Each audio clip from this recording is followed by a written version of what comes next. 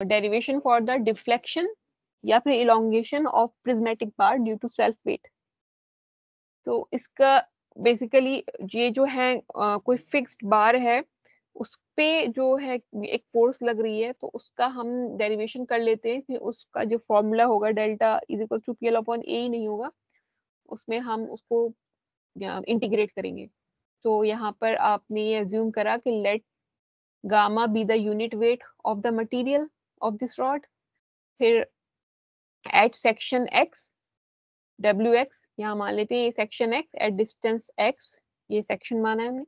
Gamma into A into X will be the weight. ठीक है, gamma क्या होता है, रो इंटू जी। तो इसमें पर मीटर क्यूब होगा, तो ये एरिया इंटू एक्स हो जाएगा, तो ये केजी में आ जाएगा। ठीक है, for small elemental strip delta is equal to W D X, W X into D X upon ए।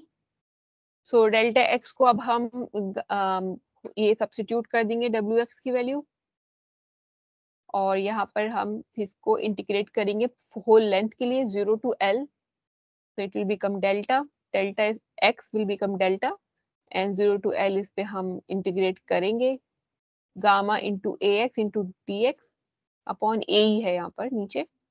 तो gamma upon A will be, A से ए कैंसिल हो गया, गामा कांस्टेंट वैल्यू बाहर आ जाएगी, ई भी कांस्टेंट है बाहर आ जाएगा। तो x है हमारा वेरिएबल, सो 0 to L तक उसको हम इंटीग्रेट करेंगे।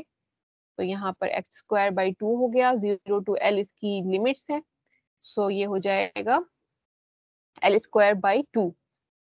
So gamma L square by 2e।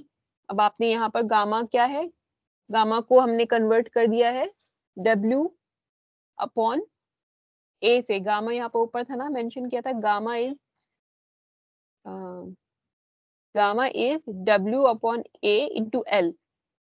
तो यहाँ पे हमने सब्स्टिट्यूट कर दिया W अपॉन ए इंटू एल, ये हमारा गामा है। ठीक है, this is gamma. So L से एल कैंसिल हो गया, W into L upon 2a is the delta.